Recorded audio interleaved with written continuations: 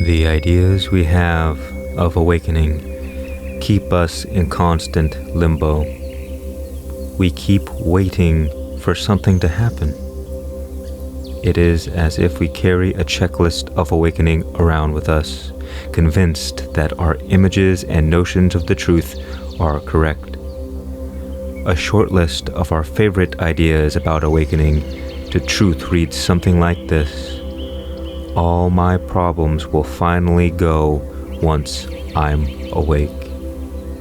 I will not feel pain anymore when I know who I am. Freedom means I will be in constant bliss. From this, we conclude that if problems appear in life, we can't be there.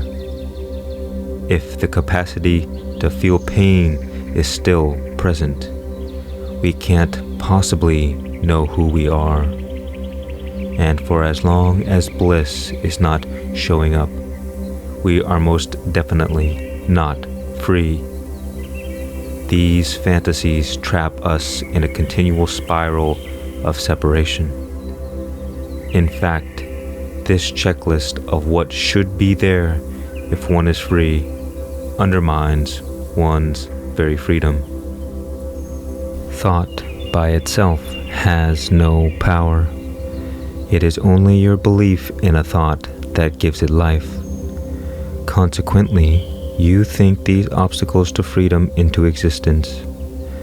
They then become your experience, and in turn thicken the illusion which the mind then battles as if it was never self-imposed. Something seems to be habitual at perpetuating and sustaining the sense of an independent self. Through the ages, the wise ones, in their own unique ways, have revealed this perpetual cause of human suffering. You want to taste honey. You don't want to be honey. Honey cannot taste honey. It is impossible. Because you want to continue tasting, the path to the truth is never ending. That's why you are so attracted to 7 steps to freedom. And after the 7th step, you keep introducing even more. All the books and the various spiritual paths and practices come to serve you. You use them to postpone this discovery of yourself, which is immediate. All the different flavors are where your interest lies, and so the truth eludes you. You say you want freedom, but you want freedom in installments. Freedom is, it cannot be separated into neat packages or steps. You ask, what is the purpose of being free if there is no taste? All the beings are addicted to the taste of experiencing. The contrast, the friction, the tension, the unpredictability, the drama, the promise, even the failure you love. The sages enjoy more purely, without attachment, without addiction, without craving, without need, without comparison. Their enjoyment is fresh, the same way you used to enjoy as a very young child. Sages enjoy the world, but they do not suffer it. An experience is just a flavor washing through the body of joy that they are. There is no self-invested in the experience, so there is nothing to be gained by it and nothing to be lost. There is a bliss that is beyond the tasting of honey, being honey that is the highest. Only that which is effortless can be called natural. What you love is effortlessness. Effort is needed to pursue everything other than what is. You cannot pursue what is because you already are what is. Perhaps your hesitation is rooted in ideas about what self-discovery will bring you. If you've heard that freedom is the same as emptiness, you may be asking yourself, what is free about that? Nothing is going on in emptiness. It is not very appealing to your mind, because for the mind it means death. But we are not inviting you to enter the mind's version of emptiness. We are leading you into direct experience of dynamic emptiness, your very own self.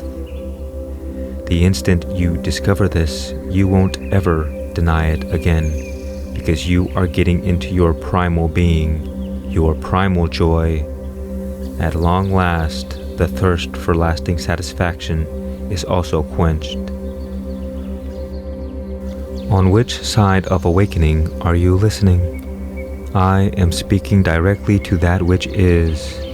I am speaking from that to that itself. It doesn't need to go on a pilgrimage to meet itself. It doesn't need to do any spiritual gymnastics to be itself. Why should it be frustrating? For whom is it frustrating? You should find out. You cannot be frustrated. You are aware of frustration arising as some energy. That within which the frustration energy is perceived isn't and can't ever be frustrated. I am showing you the caviar of beingness, but you are turning it into cat food. When no questions are left, peace remains. No one can describe this peace. No one has been able to convey this with words, because it is before words, you see.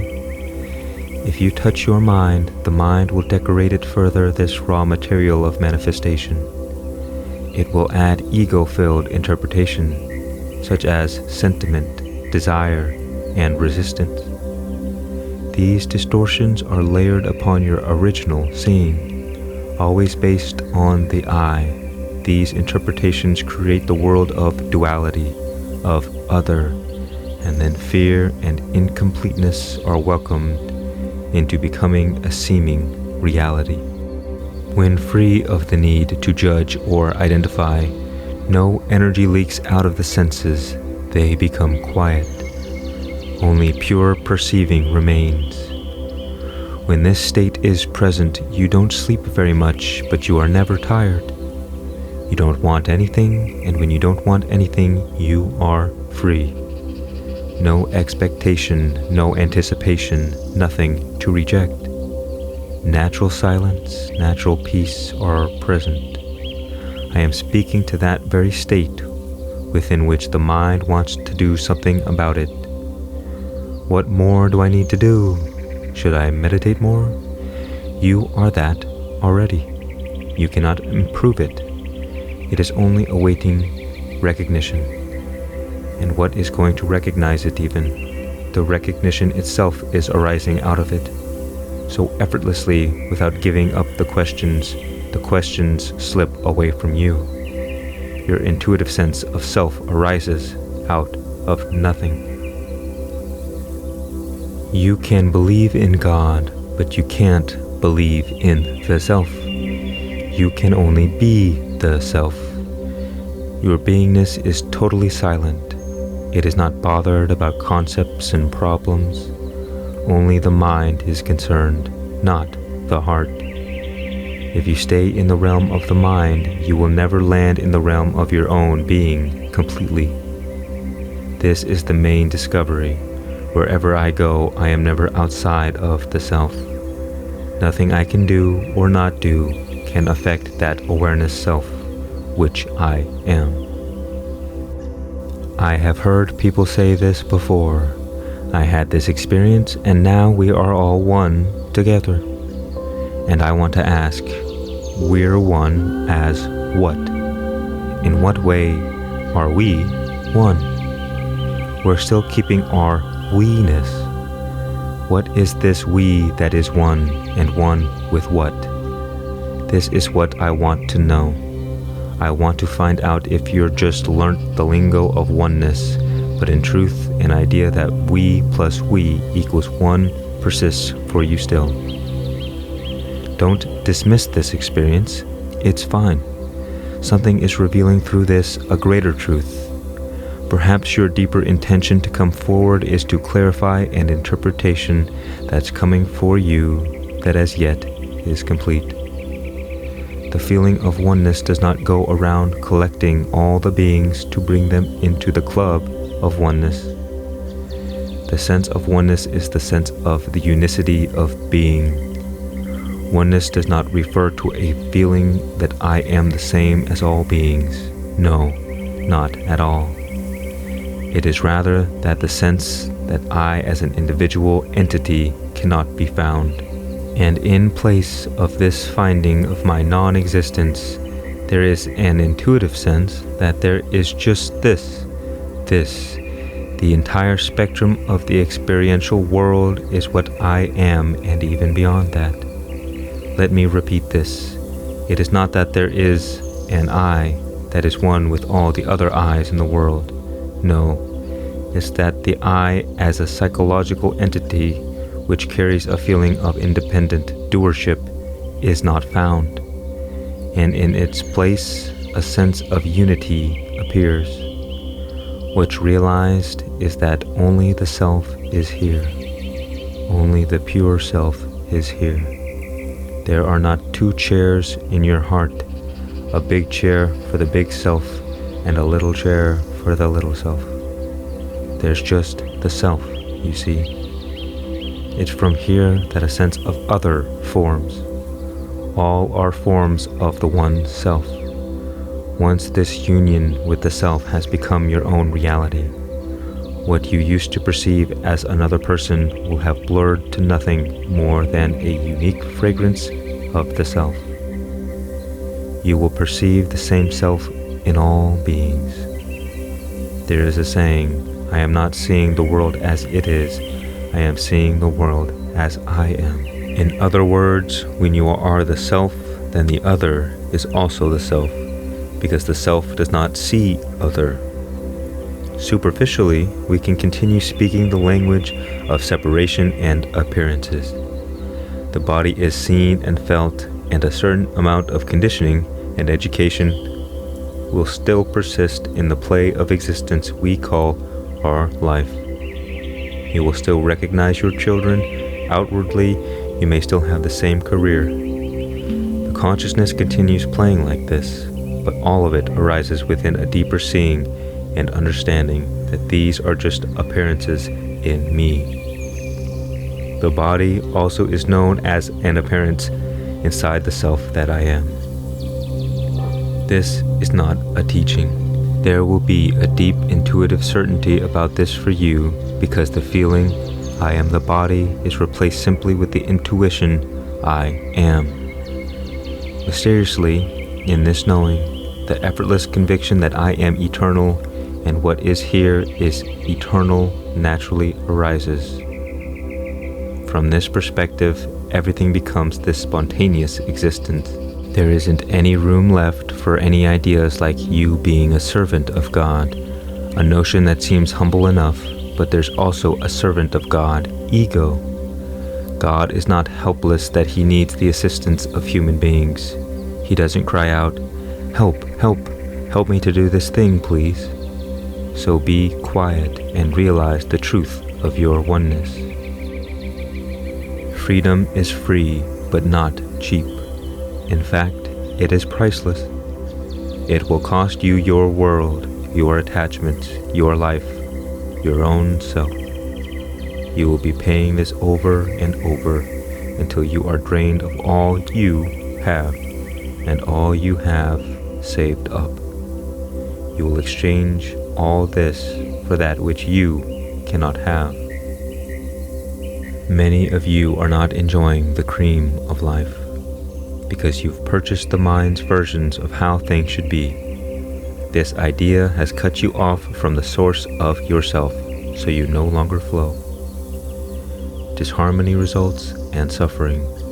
You are the self, the absolute, expressing as the spontaneous, but you don't know it. You don't even trust it. you think, what will happen if I give up my control? My world will fall apart. So you remain in ignorance to the excellence of the beingness that you are. Existence is looking after the body. Stay as the I am, the intuitive sense that nobody gave you, that is and has always been present. Out of the I am, everything is manifesting. It merely observes the mechanism of the universe, which is moved by this vital force, this breath in your body, the animating power in all bodies. It is a mystery and it cannot be solved, so don't try. Observe. Who you really are is not predictable. Mind is predictable in its attempts to control the spontaneous. Fearing the unknown, the mind simultaneously arises out of the unknown, which provides the space for the mind to play as the unknown and the apparent known. This play is not your business. Don't worry about anything. Be like a child in the lap of God. Just enjoy. Neither the policing of thoughts nor manning an immigration office for feelings is required. You can relax. Yes, relax. The natural state of mind is to be silent, empty, open. It exists without intention. If you think you need to practice silence, find silence, keep silence, and you have misunderstood. All this, the whole universe, is happening in silence. It is not about running to find some silence. It is to recognize the silence which cannot be disturbed wherever you find yourself, whatever the circumstances, however loud the noise. Reactions of any nature do not exist. It is not a behavior or an enforcement. You and the silence are the same. All this talking, this pointing, is only to reveal your own silence, and it doesn't take time. When you stand in front of the mirror, it doesn't say, "Look, I am busy right now. Come back in half an hour." So powerful is the mirror of inquiry. Immediately you are seen. And then you know the indescribable, the formless directly. Maybe you cannot speak about it, but your suffering is over. Your fears are over. You conquered death itself. So many of you, at the nearest opportunity of discovery, make excuses and run away, afraid to burn the last attachment to I. The opportunity is to face it, to feel it, and to see that you are the untouchable. Feeling stuck is simply a thought believed in. Remove the belief, and stuckness vanishes. If a room has been kept in darkness for 1,000 years, when the window opens, does it take 1,000 years for the darkness to leave? Likewise, in an instant, the light of truth expels the darkness of ignorance. Forget about going to the self or away from the self. You are the self. Give up these ideas. If I go towards peace, then I lose so much, and if I go towards the world, there is so much pleasure, so much joy. Whichever way your mind turns or your body acts, it is possible to remain as the self. You are the witness of both attraction to worldly pleasure and seeking of serenity. This witness you are right now and have always been. For as long as you are not clear about this, it will appear to you as if your choice will result in a consequence, which will either be good or bad. And then there is angst. Do I take the blue pill or the red pill? You don't have to take any pill. Just recognize, I am here as existence. Don't attach any ideas to existence. Don't give any image to it. Remain in this imageless, unassociated presence. Does that sound so painful? That sounds good. Stay as you are. Where did this idea to go here or to go there come from? From the mind. You don't need to go anywhere. Remain. In recognizing this, enormous stillness is present. You won't find any separation between what you are and silence and peace. no boundary in any way. There won't even be the sense that I have to stay here or I have to keep this. The recognition will be this is. This alone is stable by itself, meaning it does not require any other support. The self that you are is already here, but recognition of this unchanging space, this unchanging awareness must occur. For this reason, I ask you to recognize that which cannot leave. It cannot come and it cannot go, but within it there is taking place the play of comings and goings, watched in the presence of this. What is being shared is not a teaching, it is only a reminder, an opportunity for recognition of what is already so.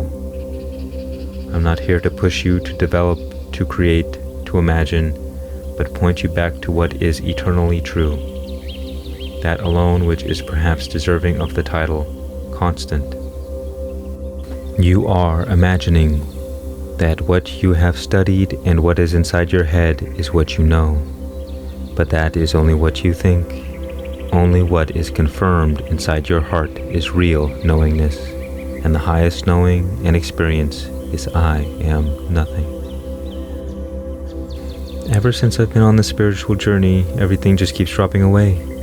I have no interest in anything. I feel like I've become very lazy. I can't keep any appointments.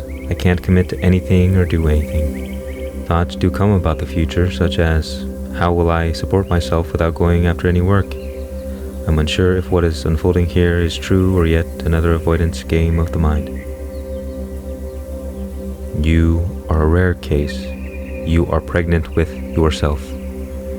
You are giving birth to yourself somehow. There comes a time when all interests fall away. Some people panic when this happens. They are afraid to be seen as uninteresting, but somehow you don't mind. In this phase of self-discovery, some thoughts of the kind you have already mentioned may erupt from deep within the mind to scare you. They will try to cast a net of doubt over your spiritual evolution. It is very close to me what you are sharing. It has been my experience as well that things were just falling away. I used to be a teacher at the local college in the middle of London. When the kiss from inside awoke in me this discovery of self, the heart directed me to quit my job. My own journey has taught me that in stripping down to pure being, some experiences may appear in you that you would have never guessed had anything to do with you. But it feels so loud the moment it oozes out. In my case, even though there had never been any interest in money, and this is true to this day, everything was leaving me to the point that I had nothing at all for a while. My last penny was spent, no more pennies were coming, and yet I knew in my heart that this was also part of the stage of purifying something. The experiences that came were part and parcel of a washing cycle to remove any remaining stains from the beingness. Some people say I have nothing, but they have 500 pounds in the bank. That's their nothing. But I mean, I really had nothing. I was looking around in my pockets. I went through my old clothes to see if I could find some change or anything at all. There was no food, and the belly started grumbling, and I would turn to God. It's time, where are you? Sometimes doubts would arise to challenge this immense trust in God, who I regard as synonymous with existence. They would suggest that God had abandoned me, but what outweighed these doubts was a feeling that something was revealing that I, God or existence, am taking care of you. I remember my brother coming to visit me one day. He sat down and took out a stash of money and started counting. Here he was counting a bundle of money in front of me when I had none. A thought appeared then, if only I could have £1, I would be okay. But inside I knew I was not to ask. It's the mind that wants it. It is the mind that fears not having the money and finds all sorts of justifications why it is okay to ask. I had given him money in the past, and now would be the perfect moment for the favor to be returned. but something even felt ashamed at the consideration to ask for anything and guided me to refrain. Following this higher calling, the mind kept on arguing, but this is a sign from God. He's telling you to ask your brother. Look how much money he has. This is your opportunity. Take it. But I'm telling you, it's not this. It doesn't show itself like this. It's like you have to be very quiet to be able to listen to pick out the voice of God from the noise of the mind. It's so intimate. This unseen lover in you, who is now revealing all the tricks that you've been accustomed to and identified with. You get to see how skilled you've become, what a smooth operator you've been. All the little tricks, all the strategies, all the forcefulness that had been disguised as spontaneity are now being revealed for what they truly are. Yes, even what you used to call spontaneous was still forced, actually. What arises first out of the source is the feeling I am. That I amness itself is called the godly principle inside the form. All sentient beings have that feeling I am. It is pure in everybody. It is synonymous with consciousness. Then the power to identify arises from this I amness, with the instrument or the vehicle through which it is experiencing and tasting existence. This identification with the body also arises as I. Unlike the primary I that is pure, this secondary I that is identified with the body is loaded with self-interest and conditioning. When the I speaks, I like, I prefer, I. It carries with it a lot of psychological force and heaviness. It is the secondary I you seem to identify with. Something is identifying with this I which holds on to the I am the body feeling. When it is strongly attached to the I am the body feeling, then it arises as personality. Imagine a swinging pendulum. Suppose the pendulum is your attention. On one end is the pure I amness feeling, and on the other end is the I am me, or I am the body feeling. When the pendulum swings to the I am end, there is just I enjoyment of existence. Pleasure in the beingness. There is relaxation. There is peace. There is a natural flow of compassion to all that come into your orbit. When the pendulum swings into I am me, into time and who I am in identity, it is more noisy, strenuous, judging, threatened, attached, fearful, dreaming. When it swings again into the I amness, all of the noise is gone, and your experience is that of perceiving, just like through your eyes alone. There is joy in this seeing. It is not personal. Sri Nisargadatta Maharaj says it beautifully. He says, the I amness is like a door that swings one way into all of manifestation and the other way into infinity. How can I become more fully established in that pure state? It is impossible for you to become established in it. From the outset, you make the mistake in wrongly identifying yourself as an autonomous I entity. This idea I is only a thought appearing in and as mind. A thought cannot make effort to become no thought, which is what your question implies. You, as an independent entity, are nothing but a concept, and you are suggesting that this concept can make an effort to become the absolute, the effortless reality. You can only be that. The pure state you speak of is your very self. You are that. This understanding and recognition must be firmly established within. Then you will know truth spontaneously. In truth, satsang is the mirror of the self only, and when you are not yourself, through habit, your attention, which consciously naturally identifies with, is constantly roaming about object shopping and rarely rests in its source. When attention goes towards objects, such as thoughts and sensations, this is inattention. When attention remains in the source, it is true attention.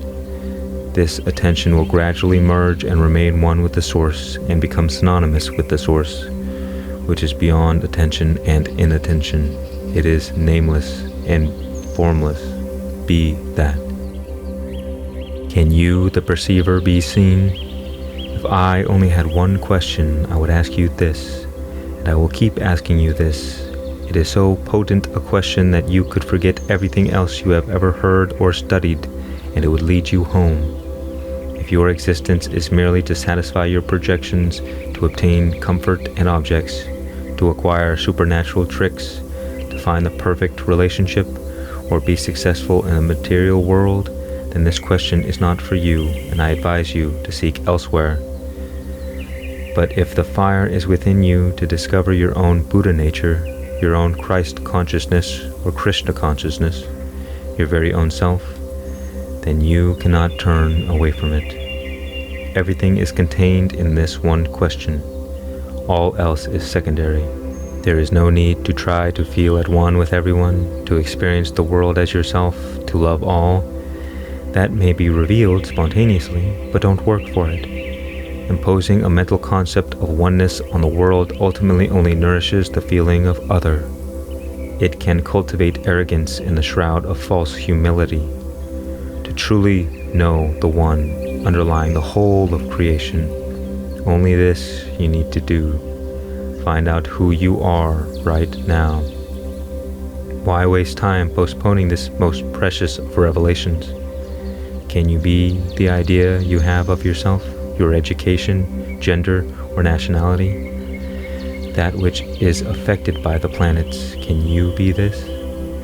This discovery is available this very instant. Again, I ask, can you, the perceiver, be seen?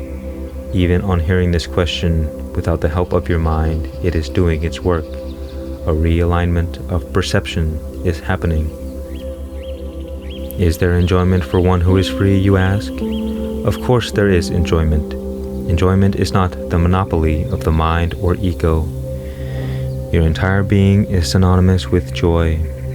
At the lower levels of consciousness, you need an object, a relationship, a goal, a concept, something other than you to enjoy, and that is fine because this is also a kind of joy, though limited and transient. But at its truest and highest space, the self is enjoying itself. It enjoys the manifestation of all without tying itself to any object or objective. This joy, which is not about something, is the joy of the free, and it cannot be compared, conveyed, or imagined.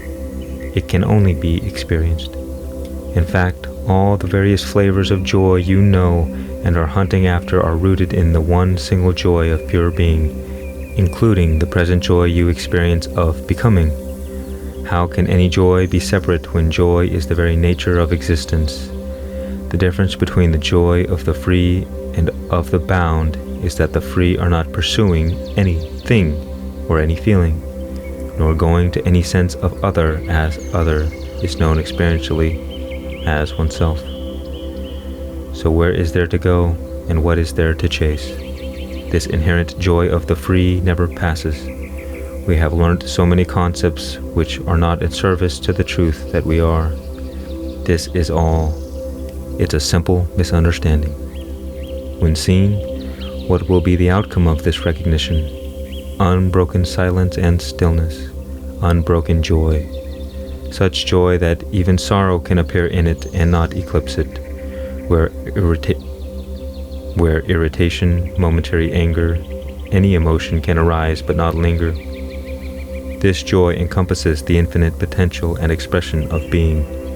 Breaking through its own imagined constraints, unbroken joy now, here, proclaims itself as you. Do not remind the world it is bound or suffering. Remind the world it is beautiful and free. Advaita is about you, about who or what you are. The great appeal of Advaita is that you don't need any religious background. You don't need to believe in anything at all. People from all backgrounds come to Advaita and are welcomed. A longing inside the heart to know yourself or to be free of suffering must be there for anyone to realize the truth of what this ancient and practical philosophy is pointing towards. Advaita is direct, in that it points to the truth immediately from the very first moment. First, it points out that you are complete as you are. Then it begins to guide you out of suffering. There is no path. This is the ultimate truth. As this understanding deepens, a great unburdening unfolds. Here, you are not being told that you must be fit for this journey, that you must meditate daily, be committed, or be strong. All that this sort of advice does is put tasks in front of you before you have even begun your inquiry. The absence of any spiritual practice in Advaita is the main difference when compared with many other paths that start with the assumption that you are your mind, that you are bound, and that you have to do something to become free. Advaita shows you right from the beginning that who you really are has always been free. You are being pointed directly towards the ever-perfect and unchanging reality of being, your core self. First, discover truth, then do whatever pleases your heart. The one who has awakened to the truth is no longer identified with any object, thought, person, or emotion. They do not suffer any disappointment, for they are free from expectation. They are one with the natural flow of manifestation, with the natural dance of the cosmic energy as it appears in these bodies. Although conditioning may still manifest, there is no inner association with that. Thus, they remain naturally free. Without identifying with personal memory, all the noise of conditioning dissolves. The very concept of conditioning itself, recognized as mere thought, gradually fades away in time. Self-inquiry is the mirror in which the eternal recognizes itself. By looking with the aid of this mirror, you come to know instantaneously who you really are, not who your body is, not who you think you are, or who other people say you are. No, through this looking, a direct non-dual perception of yourself is revealed. Yourself is not an object. How can the mind find or reach that which is not an object? I don't just mean physical objects. A thought is as much an object of perception as any material thing is, and so are feelings, images, memories, and sensations. In short, all phenomena are objects. Mind is accustomed to interpreting and measuring phenomena. So how can the mind discover that which is aware of phenomena, which is your own self, the one reality? You are aware of anything that appears in front of you on the screen of consciousness. Where is the world without you? Where and what are thoughts without you, the perceiver of them? Where are experiences without you, the one who perceives them? You are the root and source of every experience. There cannot be any experience without you. When you are free from the hypnotic influence of your own concepts, your mind's conditioning and vain projections, then you are truly available to your own self. There will not be any internal restrictive energy or any need to manipulate others to satisfy your projections. Somehow, your environment is automatically uplifted by your presence. Just like trees provide us with oxygen to breathe, for which nobody is thanking them, human beings who have awakened to truth radiate deep peace, communion and love without making any conscious effort to do so. Peace is their very nature. There is a saying that if I have a loaf of bread and I give you half, I have half left. But if I give you all my knowledge and love, I still have all my knowledge and all my love left. And this is what the sharing of truth is. You're not sharing objects, it is a sharing of the subject, and the subject cannot be divided. You are that. A starving man is not interested in food, nor is a drowning man interested in air.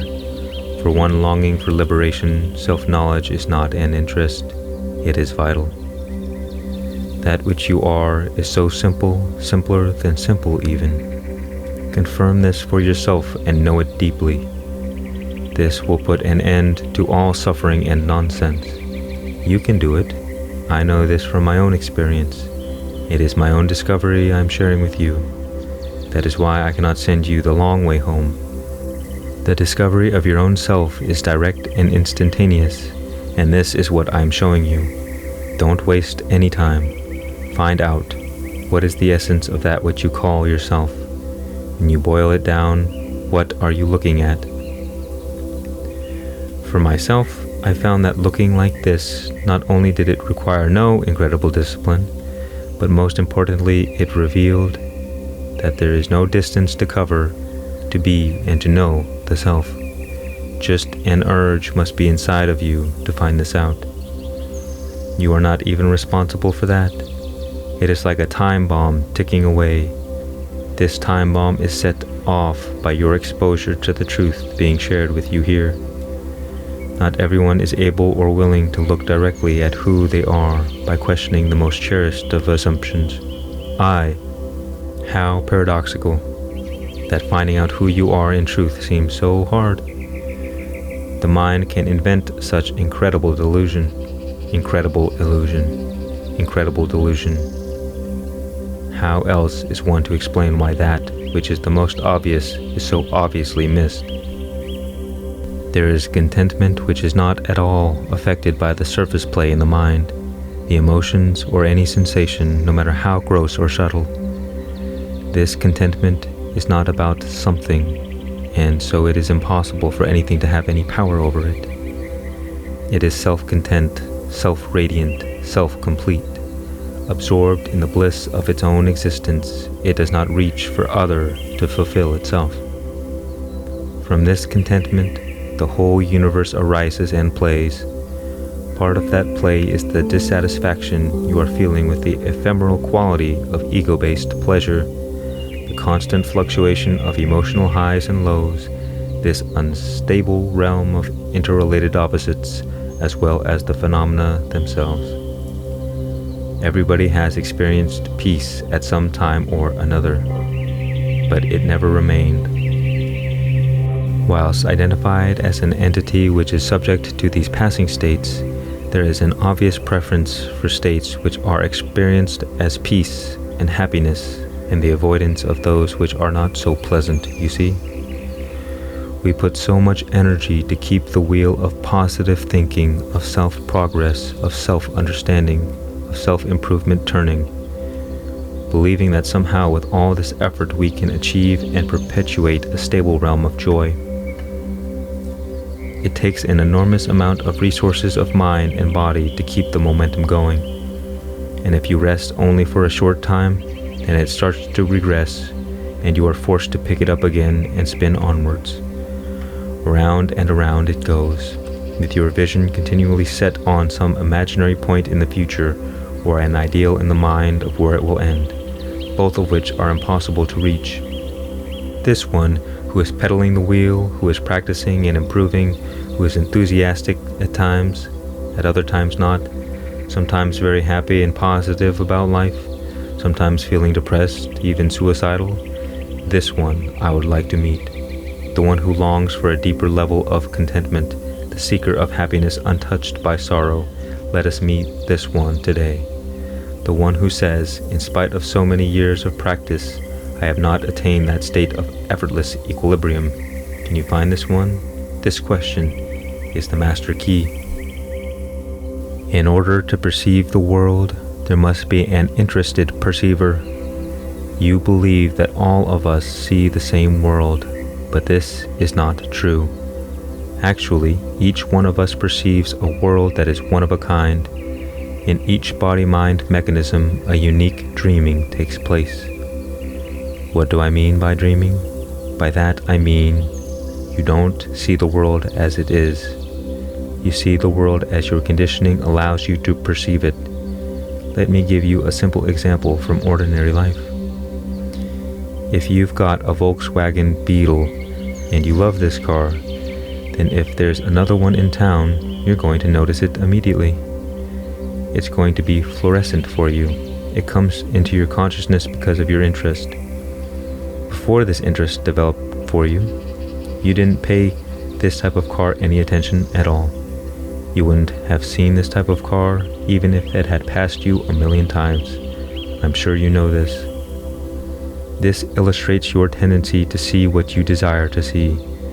You see what your conditioning and your attention directs you towards. When you investigate the one who's interested in a life, in the world, and you find out that that one is just as much a perceived phenomenon as the world is.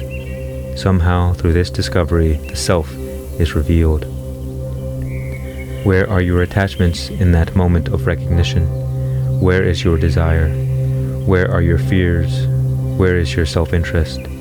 Everything is blown away. The senses are still functioning. The images of the world are still there. But the attachments and the fears are gone, because the one who would experience them disappeared. You are now in the self. This is what Bhagavan means when he says, when you are the self, the world is not seen. Sri Ramana is also known for this wonderful utterance. The self alone is real. The world is not real. The self is the world. This rounds it up beautifully, because here Sri Ramana confirms that the material manifestation, which is innocent in itself, does not disappear. Only the one who has created a personal relationship with what is seen drops away. When this happens, the world is seen as it is. There's a saying, I am not seeing the world as it is, I am seeing the world as I am.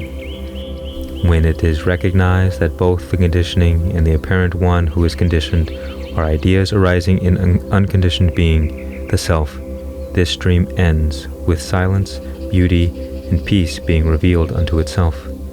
This is your immediate experience. This is your direct experience. It takes no time. The essential thing is to be clear about what you are by being clear about what you are not. Thought of yourself is under attack from other thoughts. This is generated from your mind. That stillness the mind can do nothing to or about, because it cannot be added onto nor taken away from. Beyond the possibility and concept of attack, the stillness does not need to be defended or to be defended against. It is perfect as it is. You are perfect as you are. Only when you have cleaned yourself of all that is not you, will you lose the fear of existence. Then you will dance as existence itself. There is the image of Atlas, this figure crouched over with the world on top of its back. Another figure is dancing on top of the world, Nataraj, two sides of one expression. Either you can carry the world weighted on your head or you dance. You are Nataraj or Atlas. You choose. There are some of you here for the final time. You are not dedicated to freedom in installments. You are going for the whole thing. A willingness is present to simply discover with your entire being what your mind is trying to avoid. You are not creating a way to be. You are what you are, and you are that now. But you must watch for the thought giving you the sense that you still have something to do, somewhere to go. Because you accept these types of thoughts without question, your experience will be that of being separate. Then some subtle waiting occurs, but for what? Is reality going to come from someplace? The sense of waiting is prolonging the delusion of separation. Stop creating or holding an image of yourself. An image of you is not you. It's a subtle but viral idea in the mind. Not everyone can hear these words right now, or can see what they are pointing to. All of them are pointing to you. There is nothing you need to do to be. Every human being should taste this. Leave everything aside. Don't search for anything through what you think you know. Your education will not support this. Everything you have ever read and studied, leave it alone. Leave everything alone and be alone. Leave everything aside until there's something that cannot be left aside. And then speak from this place. Speak if you can find any disharmony or lack. Know this place, this placeless place. Be confirmed there. Then you can move anywhere in existence and nowhere will you be troubled. Undress yourself of all the concepts you've picked up. Have enough courage to stand entirely alone and see if any questions remain to be asked. Can you see everything is a thought? Everything is thought. Even the grandest thing is thought. Thoughts cannot exist without you. You are the witness of them. You are the purchaser of them. You are the employer of them. They report to you. Who are you? You must taste this. The human body is a great privilege, for it allows us to ask these questions. No other species has the capacity to inquire, but you have, and to find out with certitude. Out of your dissatisfaction, you long for lasting satisfaction. Discover what will and does not leave you. Everything else will leave you. With the gift of this body, you have this great opportunity to discover the truth of your existence. But you waste it if all pursuits are merely regarding the body and fulfillment of the mind's desires. Yes, so much work we do for bodily enjoyment, but the very body that you require to enjoy, you cannot keep. Therefore, everything that you slave over in order to have a taste for 5 minutes, 10 minutes, is washing away. What is that which cannot be washed away? Ultimately, in the final seeing, you recognize that whatever is perceivable is changeful. It appears in front of you and cannot be held with unbroken attention. It comes and goes. But that which observes this is what? This is not merely a mental question, so no flippant answers will do. Only those responses that arise out of pure insight will carry that lasting satisfaction. You are face to face with your own self. You are face to face with your own self. What do you look like? Forget about all strategies of your mind to gain knowledge and understanding. Just forget about it. Yes, forget about it. Why can't we ever forget about it? You ask what to do to be one with truth. I tell you the best thing to do. Take a shortcut. Forget about it. Cut the power to the mind. Lights out. This is the only strategy, if any, needs to be taken to reveal to you instantly that the eternal and timeless freedom is already present as you. The advice, forget about it, seems totally irresponsible, even naive, oversimplistic, but it works every time. Forget about it. Sometimes what we share in satsang gets the mind navigating to get a grip on the subject. I say, throw it out, forget about it, and still you're here, totally here, empty, without strategies.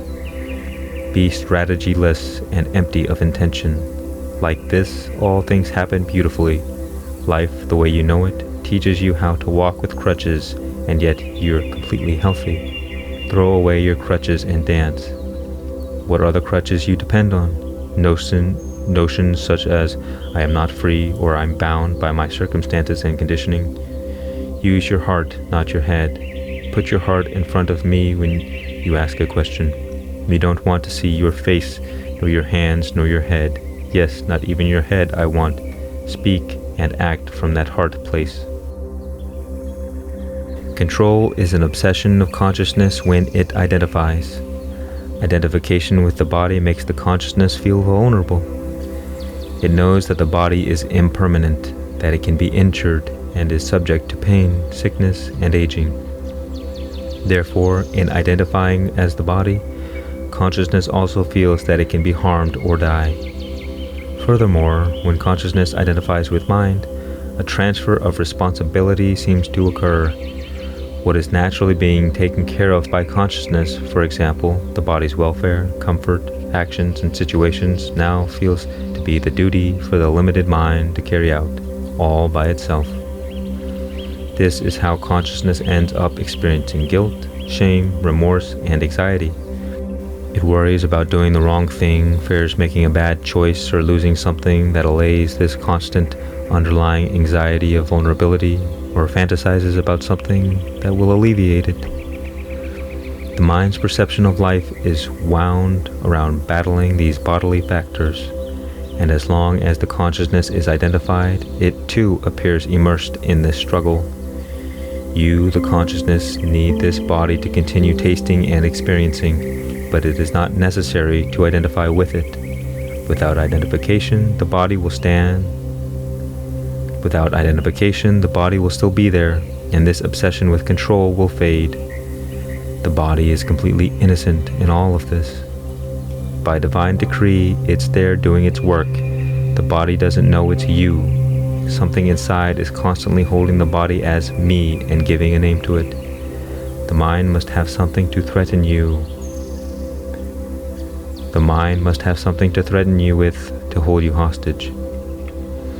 There must be something you want or don't want for the mind to get you to listen to its false warnings, such as, if you don't do this, something unpleasant is going to happen.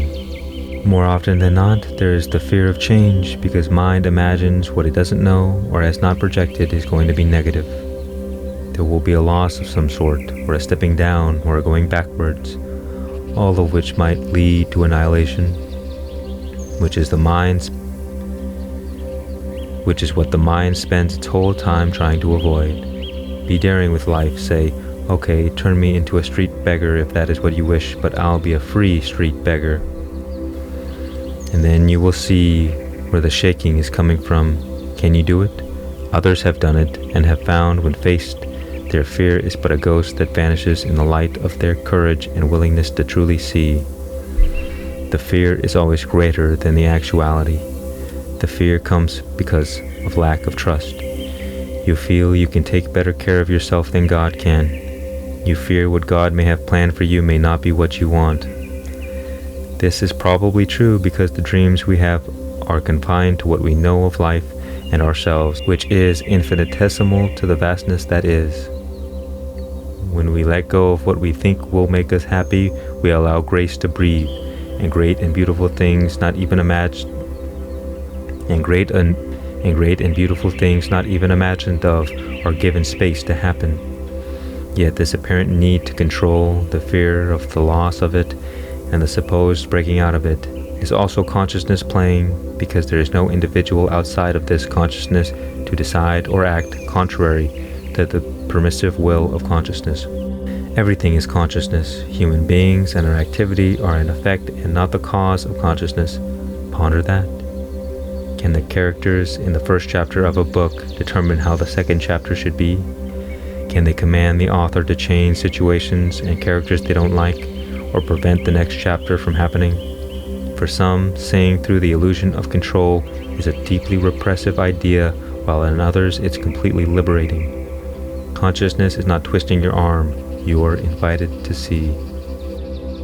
Who is aware of the search, of the seeker, and what is being sought? Is it not you? If what is being sought is found, are you not there? If it is lost, are you not there? Who are you?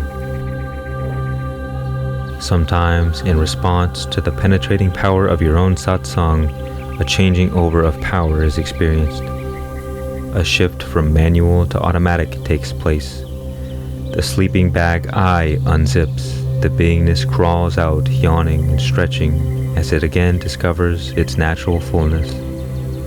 Trapped energies like your conditioning, habits, fears, attachments, and desires that were once the fabric holding your sense of an independent and autonomous existence together unravel.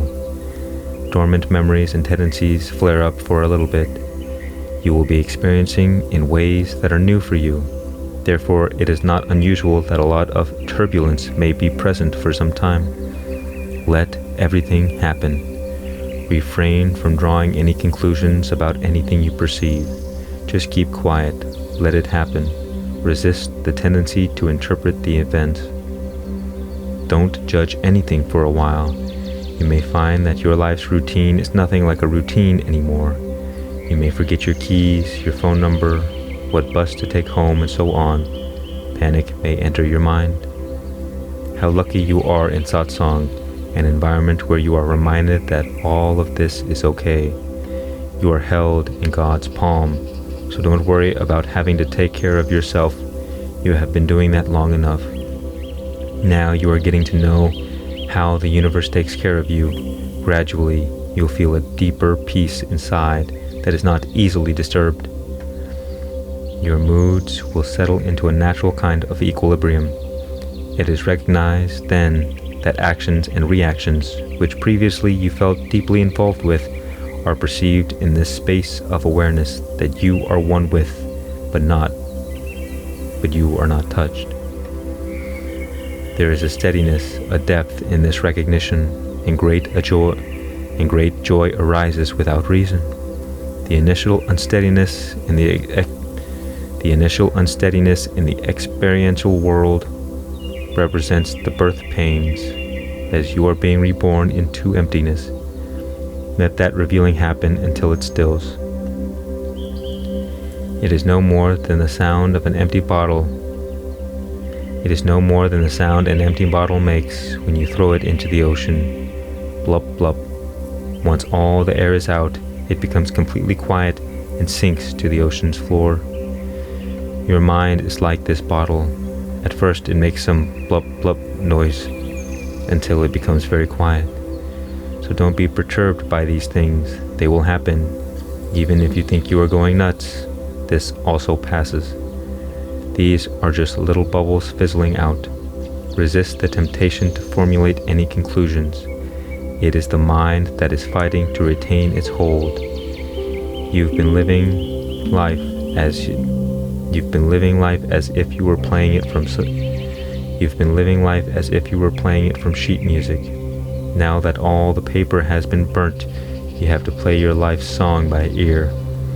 It is not up to you to take care of how things are. Very few people can stand it. Some may turn back, and the mind is eagerly awaiting to welcome your return. But in satsang, you are encouraged to endure the squeeze and the discomfort.